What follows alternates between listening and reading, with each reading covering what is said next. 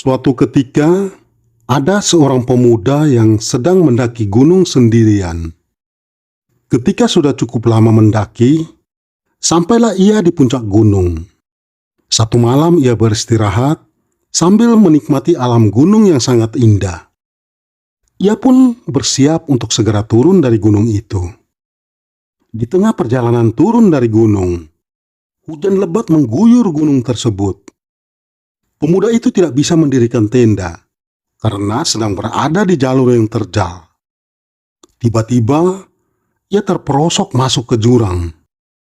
Namun dengan kesigapannya, ia masih memegang batang pohon dan bergantung di batang pohon tersebut.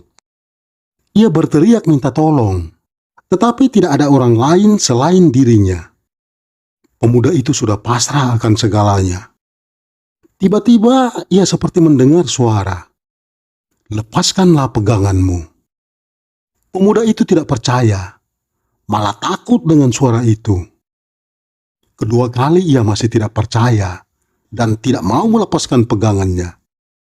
Ketiga kalinya, ia hanya pasrah dan percaya akan suara itu. Pemuda itu melepaskan genggamannya, dan ternyata dasar tanah tidak jauh dari kakinya. Pemuda itu pun selamat. Saudara-saudariku yang terkasih dalam Tuhan kita Yesus Kristus, bacaan Injil Yohanes hari ini mengisahkan tentang percakapan Yesus dengan Nikodemus. Yesus seperti mengatakan hal-hal tentang kelahiran kembali. Akan tetapi, Nikodemus seolah tidak percaya, sehingga ia mempertanyakan hal itu kepada Yesus. Bagaimanakah mungkin hal itu terjadi? Nikodemus mempertanyakan akan hal itu, padahal dia percaya pada Yesus dengan segala pengajarannya. Nikodemus adalah seorang terpelajar, bahkan dia adalah seorang pemimpin agama Yahudi. Lalu, mengapa hal seperti itu tidak dimengerti olehnya? Apakah Nikodemus meragukan Yesus yang melakukan hal tersebut? Yesus pun mengatakan hal yang cukup keras kepada Nikodemus. "Kamu tidak percaya waktu aku berkata-kata denganmu tentang hal-hal duniawi. Bagaimana kamu akan percaya kalau aku berkata-kata dengan kamu tentang hal-hal surgawi?" Yang ingin dikatakan oleh Yesus kepada Nikodemus, bahwa hal yang terlihat, hal yang terdengar saja tidak dipercayainya. Bagaimana dengan hal yang tidak terlihat? Saudaraku yang terkasih, dalam kehidupan, sering juga kita mengalami seperti apa yang dirasakan dan dialami oleh Nikodemus. Kita meragukan, bahkan tidak percaya kepada Tuhan.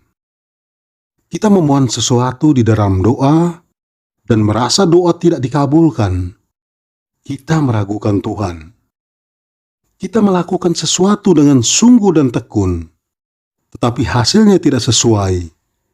Kita meragukan Tuhan.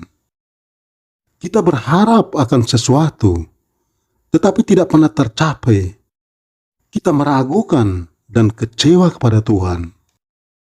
Untuk sungguh-sungguh mempercayai seseorang, mungkin terlihat mudah, tetapi sulit bila dilakukan. Ketika seseorang memberikan kepercayaannya kepada kita, mungkin kita juga tidak langsung percaya.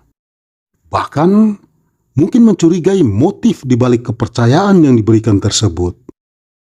Lalu apakah sikap kita seperti itu juga kita lakukan kepada Tuhan yang telah menaruh kasih-Nya kepada kita? Imanlah yang mengatasi semua.